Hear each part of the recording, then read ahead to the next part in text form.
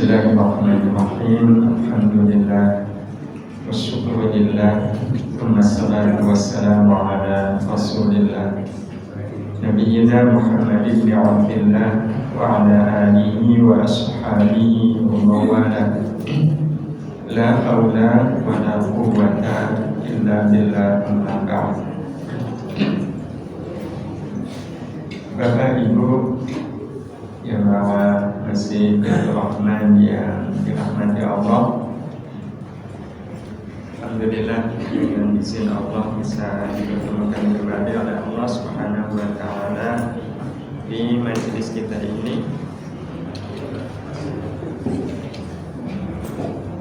Kita ingin kesempatan di pagi hari ini kita ingin berbincang tentang bagaimana merawat hidayah.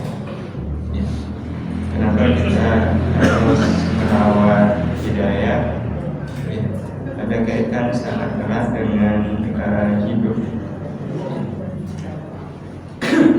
Hidup ini kan perjalanan yang penuh dengan lika-liku. Betul Bapak Ibu? Ini kalau saya lihat sepintas ini kan wajah-wajah penuh dengan lika-liku. Dan itu wajar. Kenapa wajar? Karena memang lika-liku itu tabiatnya hidup. Lika-lika itu tabiatnya hidup. Hidup justru penuh arti kalau penuh dengan lika-liku. Sebab kalau seandainya hidup cuma lika, nggak ada liku, ada artinya nggak Bapak Ibu? Lika itu ada artinya kalau ketemu liku. Ada orang bilang, saya kok penuh dengan lika ya. Kan nggak ada artinya. Hidup saya penuh dengan lika-liku. Jadi memang lika-liku itu adalah tabiat hidup. Nah, karena lika-liku adalah tabiat hidup, ya kita harus jalani. Nah, waktu kita menjalani hidup yang penuh dengan lika-liku ini Bapak Ibu, lika-likunya terasa nggak? Kan kita sedang membahas bagaimana merawat hidayah. Kita merasakan lika-likunya perjalanan hidup. Terasa. Nah, kalau terasa lama-kelamaan rasanya jadi apa? Rasanya biasa. Kalau naik mobil, jalannya penuh dengan lika-liku, belok kanan, belok kiri, naik turun, dan kita merasakan lika-likunya jalan, itu lama-kelamaan tambah pusing. Bapak Ibu sering nggak merasa pusing?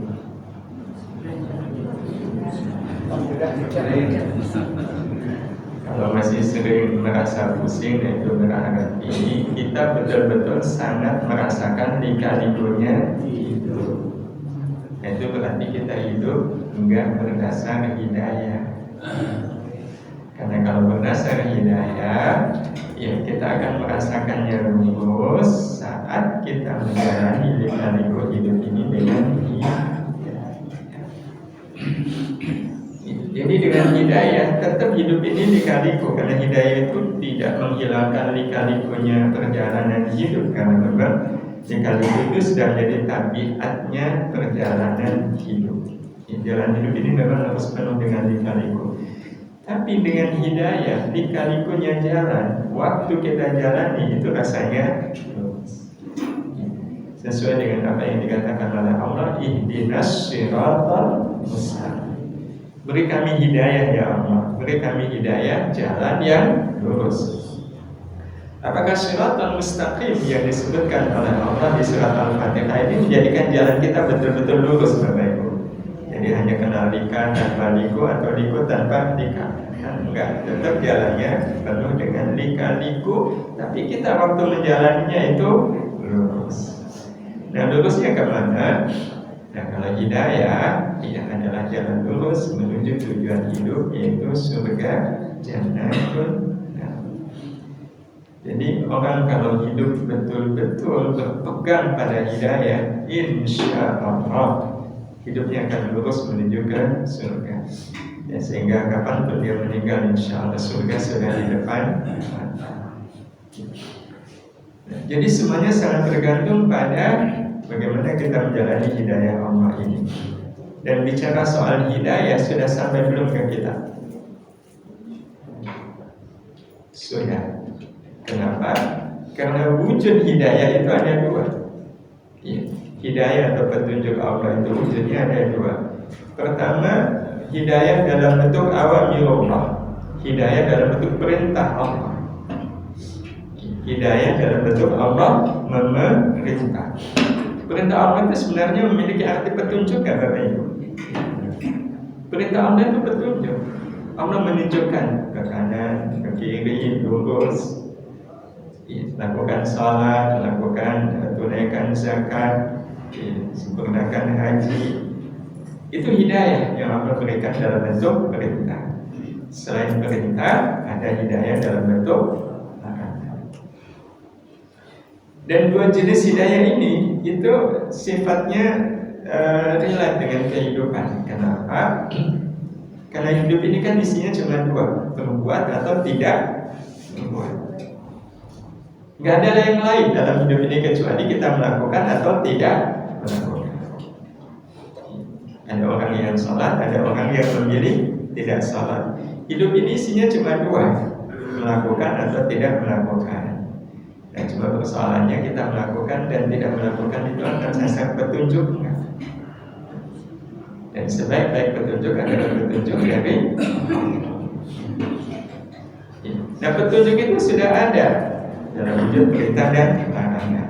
Logikanya, kalau perintah kita apakan? Al-imtithal, ya, kita laksanakan, ya, melaksanakan perintah Allah. Kalau larangan, bil ijtinab, dengan menjauhi. Jadi kalau larangan kita jauhi, kita tinggalkan. Inilah makna dari hidayah. Nah, kalau kita perhatikan pengertian hidayah seperti ini, maka sebenarnya Bapak Ibu, antara orang yang hidup menerima hidayah dengan orang yang menolak hidayah, itu sebenarnya di ranah kenyataan itu hidupnya sama nggak? Sama. Sama-sama harus berbuat, sama-sama harus tidak berbuat. Harus ada yang dilakukan dan harus ada yang ditinggalkan. Bedanya kalau yang pegang hidayah melakukan yang Allah perintah, meninggalkan yang Allah larang.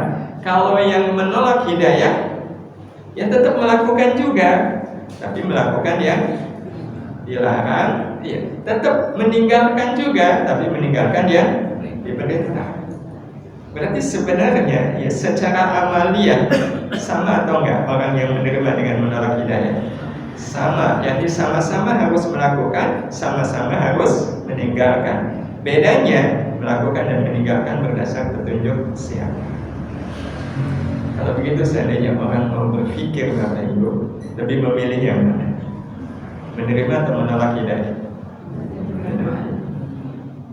Jadi kalau ada orang yang menolak hidayah, kita juga nggak bisa mengerti kenapa mereka menolak hidayah.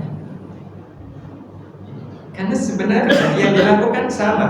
Karena itu Bapak Ibu, bicara soal menerima atau menolak hidayah, kalau soal capek, sama nggak capeknya? Sama.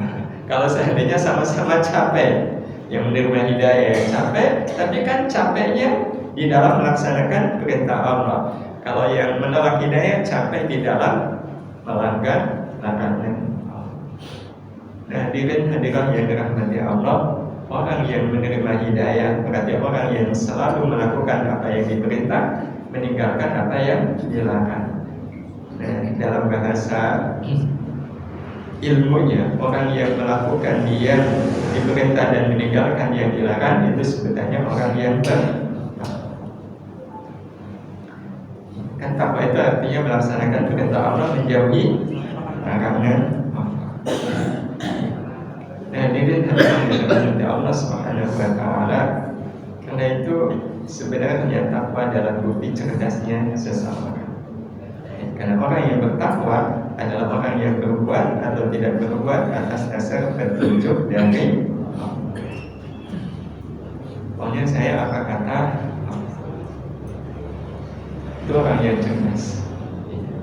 Karena kalau tidak menurut Allah dia tetap dia harus melakukan dan tidak melakukan.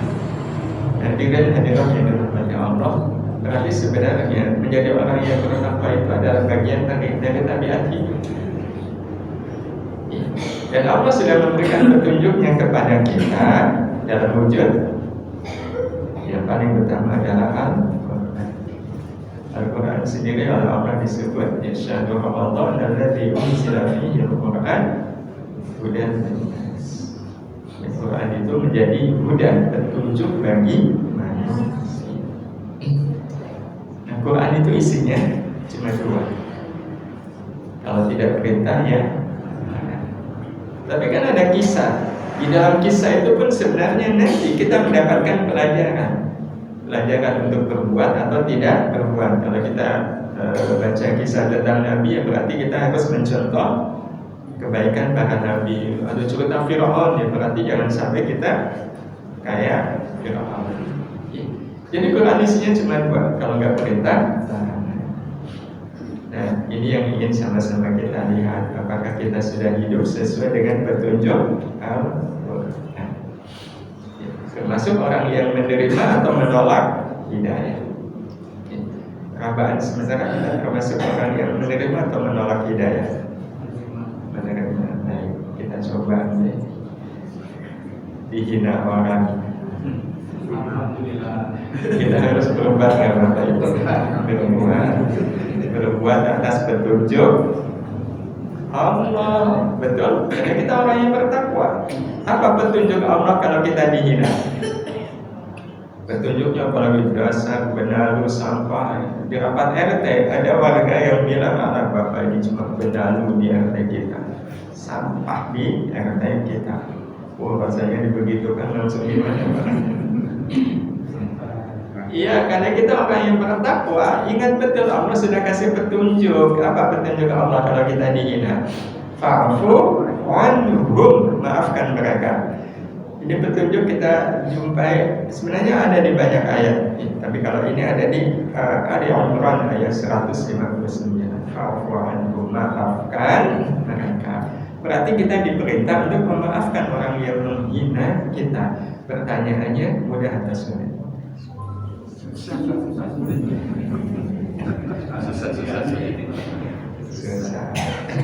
Nah ini kan petunjuk Allah Pak.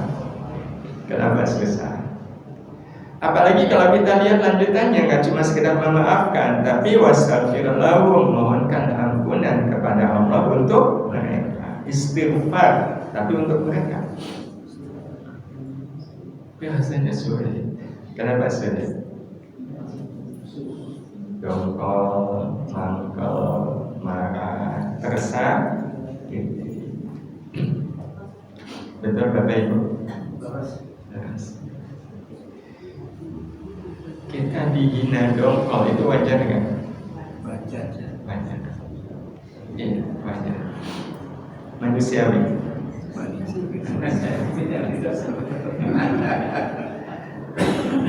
Kita ingin coba buktikan betulkah dihina kemudian kita dongkol manusiawi, wajar. Jadi kita buktikan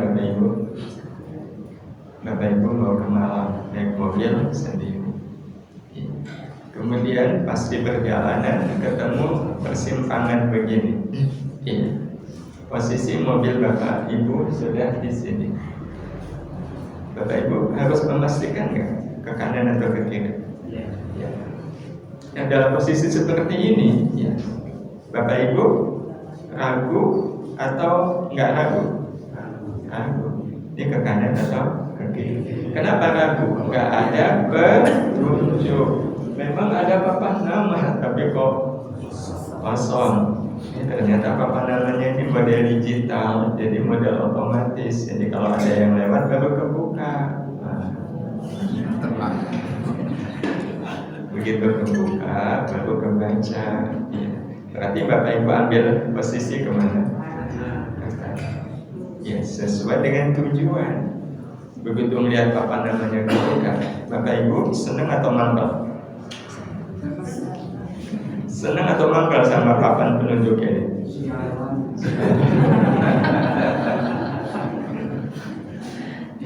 Kan bahagia, betul? Ya. Senang sekali ini. Ya, tapi kalau ada yang bilang tadi sialan nih papan nama, gara-gara dia saya jadi tahu arah ke Malang. Itu orang apa Bapak? Kalau saya sama papan nama ini, gara-gara dia saya jadi tahu jalan ke Malang, makanya saya belok kanan. Aneh nggak kalau ada orang begini? Wajar nggak? Wajar. Kenapa? Kenapa mau dikasih petunjuk kok malah marah-marah? Maka itu tidak. Bapak Ibu pengennya ke surga atau ke neraka? Ke surga. Iya. Ada jalan ke surga itu namanya jalan bernama memaafkan.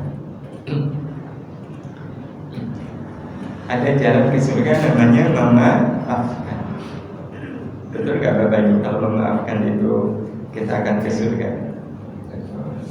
Nah, kapan kita menemukan jalan ke surga itu kapan? Kita melihat ya, dengan jelas ada jalan memaafkan. Kapan? Kalau ada orang yang menghina. Betul.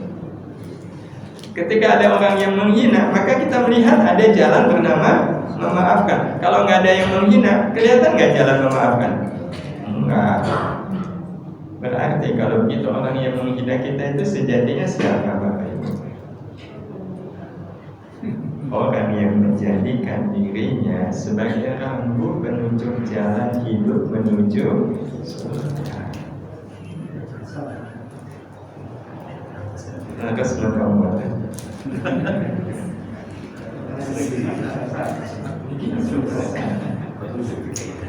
iya, karena sebab dia kita bisa melihat jalan ke surga. Ya, jalan surga, jalan memaafkan. Berarti orang yang menghina berjasa nggak? Terus kita maafkan. Gara-gara dia, saya jadi tahu arah jalan ke surga. Baiknya Bapak mau kemana? Saya mau ke surga. Dan saya tahu jalan ke surga itu gara-gara dia yang menghina. Itu kira-kira wajar nggak kalau kita mangkal sama orang yang menghina? Lantas kenapa tadi kita bilang wajar? Mudah-mudahan setelah ini ada perubahan pada diri kita. Betapa orang yang menghina itu berjasa. Walaupun memang ya, kalau ada orang yang menghina, itu kita melihat kalau ke kanan ada jalan memaafkan menuju surga, tapi ke kiri ada jalan marah. Tapi kita tahu ujungnya neraka. Ya. Jalan marahnya kelihatan nggak Bapak Ibu? Kelihatan juga. Kelihatan. Cuma kan yang kita inginkan bukan ke neraka tetapi ke surga. Dan kalau lihat secara fisik saja Bapak Ibu, sebenarnya kita lebih mudah memaafkan atau lebih mudah marah? Bukan soal kitanya, melakukannya. Melakukannya. Kan lebih gampang memaafkan. Betul. Memaafkan itu cukup dengan kita mengatakan sudah nggak apa-apa, sudah saya maafkan. Itu cuma 5 detik Bapak Ibu. 5 detik kita sudah melakukan amal bernama memaafkan. Sementara kalau marah, Bapak Ibu bisa nggak marah 5 detik? Bisa sehari. Marah 5 detik. Udah gitu, marah kan menguras energi. Maaf, sama sekali tidak menguras energi. Betul Bapak Ibu? Ya. Jadi kadang kita suka bertanya pada diri kita, kenapa lebih memilih marah? Sudah marah itu berat, ujungnya neraka. Dan kita marah itu sebenarnya berbuat atas petunjuk siapa? petunjuk setan, katanya marahkan dari setan. Bapak Ibu yang dirahmati Allah, soalnya saya merasa tersakiti. Ada gak orang yang memang gak mau memaafkan itu karena merasa tersakiti? Terus kalau kita merasa disakiti orang, mudah atau sulit kita menyayangi orang yang menyakiti kita? Sulit. Baik, kalau sulit, Bapak Ibu pernah gak sakit gigi? Pernah. Yang sakit apa? Gigi. Tapi yang merasakan sakitnya semuanya itu kan kita. Betul. Yang sakit gigi, yang merasakan sakitnya kita. Berarti kita sudah disakiti oleh gigi. Gigi sudah menyakiti kita. Terus sikap kita ke gigi, mangkal atau kasihan? Kita menyayangi atau membenci gigi kita? Kan menyayangi. Bukti menyayanginya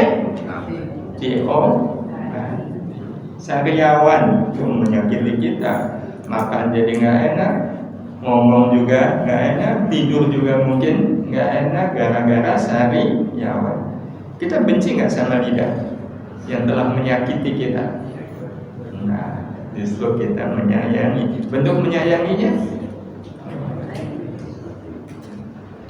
maka kita, Bapak Ibu, kalau ada orang yang menyakiti kita, itu tandanya memang dia dalam keadaan sakit.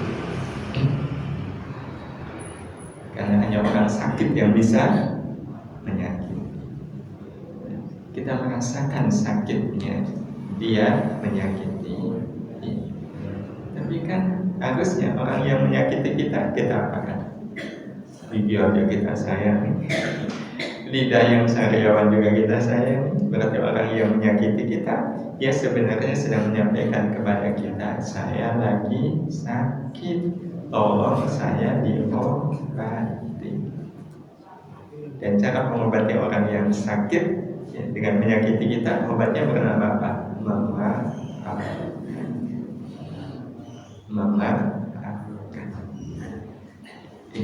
Dengan kita memaafkan, insya Allah dia tidak lagi menyakiti kita.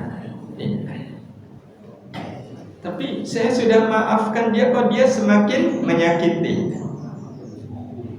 Itu alamiah nggak Bapak Ibu? Alamiah. Sealamiah Bapak Ibu, sariawan, terus diobati, ditetesin cairan. Itu sakitnya langsung hilang atau perih sekali. Jadi kalau kita sudah memaafkan orang-orang itu semakin menyakiti, tandanya insya Allah habis ini akan sembuh. Ya, caranya maafkan lagi dia. Kalau kita netesin obat sariawan terus perih, apakah berhenti kita netesin? Nah, itu petunjuk dalam bentuk perintah. Sepintas saja berarti petunjuk dalam wujud perintah ini kita taati atau tidak kita taati, Bapak Ibu. Nah sekarang bagaimana dengan petunjuk Allah dalam bentuk larangan? Kan petunjuk Allah ada dua, perintah dan larangan. Nah kita angkat sampel larangan. Wala yaghtab ba'dukum ba'dha. Janganlah sebagian kalian menceritakan kejelekan sebagian yang lain. Ini kalau yang lewat ini Allah ada di surat Al-Hujurat ayat 12. Janganlah sebagian kalian menceritakan menghina sebagian yang lain. Berarti ini kan larangan, jangan menghina. Bapak Ibu, ayat ini sudah cukup belum bagi kita untuk membuat kita tidak berani ngegosip? Sudah cukup belum? Sudah. Terus masih suka ngegosip atau sudah enggak? Kalau masih suka ngegosip berarti ayat ini sudah cukup belum? Belum. Petunjuk Allah ini sudah cukup belum? Belum. Itu kenapa Bapak Ibu? Padahal kita tahu ini petunjuk. Padahal kalau seandainya Bapak Ibu naik motor atau naik mobil di jalan, terus kita melihat ada rambu begini, silakan belok kanan.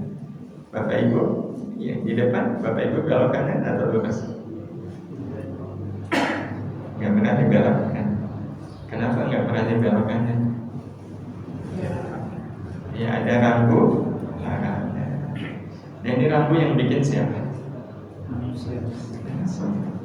Siapa sebenarnya kita? Kalau rambu layar tembang dukung bangkok, yang membuat siapa? Kok nggak tahan? Sama petunjuk manusia, sama petunjuk Allah. Itu sebenarnya kalau kita lihat dari sisi akidah ada apa dengan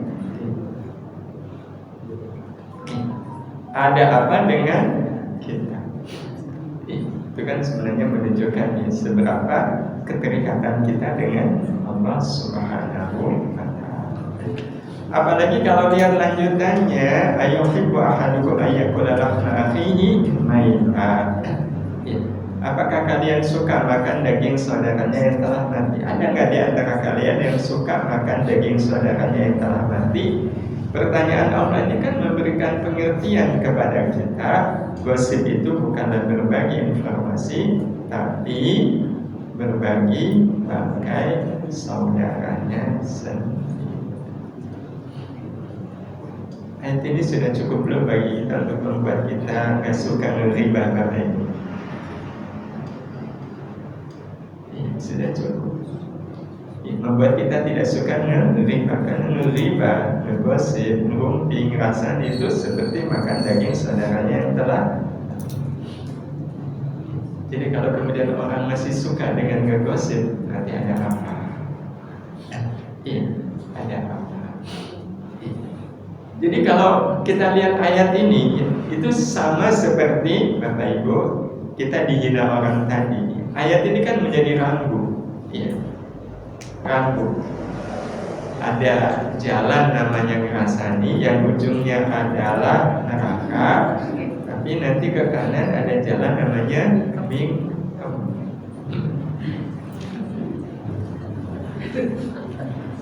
Mingkem dari ngerasani. Terus Mingkem dari ngerasani, terus mingkem dari ngerasani. Kalau baca Quran ya nggak mingkem. Jadi mingkemnya kalau memang bukan ngerasani.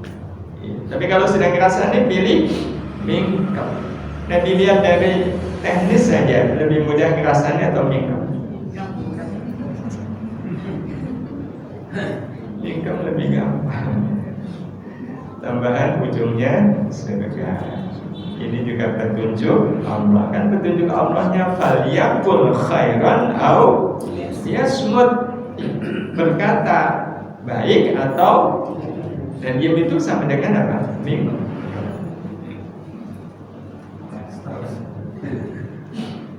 Hadirin hadirat yang dirahmati Allah, maka ini pertanyaannya, mengapa banyak orang memilih untuk menolak petunjuk? Kenapa Bapak Ibu? Termasuk kadang-kadang saya ya Allah. Iya ya.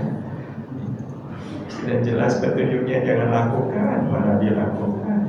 Sudah jelas petunjuknya lakukan, malah tidak dilakukan. Dan bisa jadi ini nanti menjadi semacam parameter, walaupun parameternya sifatnya general. Tapi kalau dipikir-pikir Bapak Ibu, dipikir-pikir, kalau orang berani meninggalkan larangan Allah, satu larangan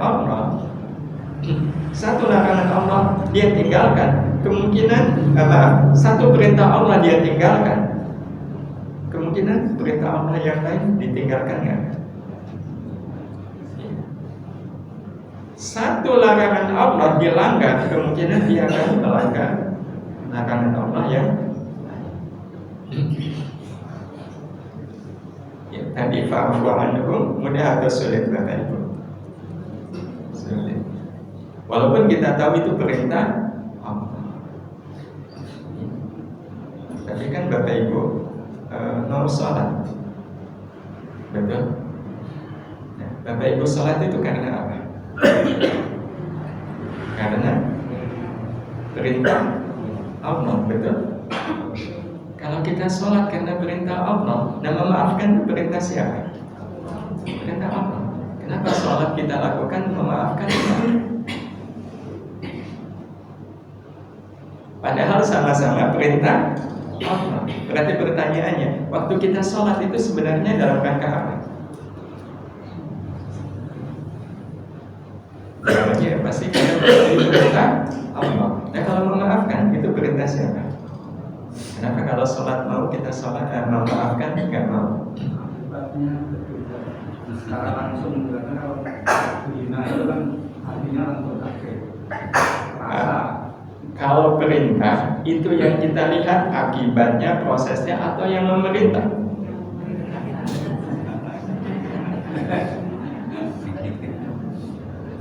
Kalau memang kita taat, berarti kan kita nggak perlu melihat apa yang diperintah, tapi yang kita lihat siapa yang memerintah. Berarti kalau begitu, kita untuk taat perlu melihat-lihat. Nah, melihat-lihat itu melihat apa? Melihat saya suka atau tidak suka. Melihat akibatnya bagi saya apa? Nah, kalau kemudian kita taat karena melihat akibatnya untuk saya, berarti sebenarnya kita taat kepada yang memerintah atau taat kepada kita yang melaksanakan. Ini hal kecil tapi yang kadang kita lewatkan tanpa muhasabah. Iya ya, mau sholat mau saya kerjakan, sedekah juga mau kerjakan. Padahal kalau dipikir lebih gampang sedekah atau memaafkan.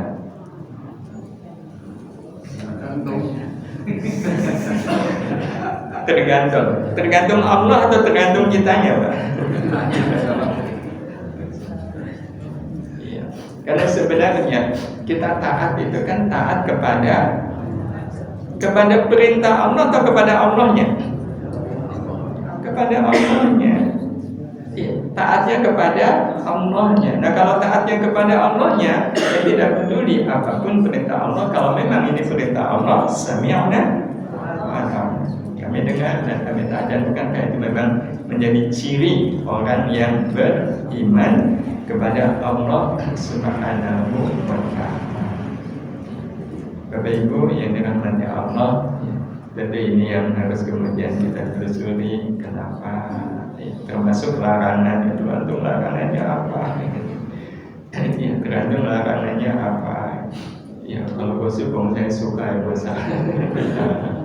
Kalau nyolong ya saya nggak mau. Kenapa? Ya tahu betul akibatnya. Ya, kalau ngerasanya kan, nah berarti kita tidak melihat siapa yang melarang.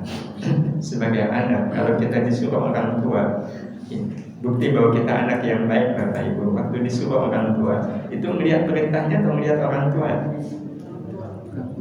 Yang kita lihat orang tua, tidak melihat perintahnya seperti apa. Itu kan menunjukkan anak yang birrul walidain. Nggak peduli orang tua nyuruh saya apa, sepanjang kalau orang tua tidak bermaksiat kepada Allah. Tapi kalau perintahnya Allah kan ya jelas, ya tidak ada. Ya, saya mau taat kepada perintah Allah sepanjang perintah Allah itu tidak membuat saya bermaksiat kepada. Ya, mungkin. Jadi kalau sudah perintah Allah ya pasti itu menjadi sebuah kebaikan. Ya. Ini yang mungkin nanti akan kita bahas. Kenapa ketaatan kita memilah dan memilih. Mohon maaf ini waktunya sudah materi yang 7. Saya memang habis subuh itu ada acara rutin, amalan rutin yang memang ya saya hanya akan bisa meninggalkan setelah subuh. Jadi kalau ke Baitur Rahman memang tepat tidaknya tergantung subuhnya jam berapa. Jadi kalau subuhnya 4:30 lebih, nah itu lewat jam 6. Tapi nanti kalau subuhnya jam 4 kurang, nah itu saya bahkan mungkin datang awal. Jadi begitu Pak Zidi, Bapak Ibu, saya mohon maaf. Assalamualaikum warahmatullahi wabarakatuh.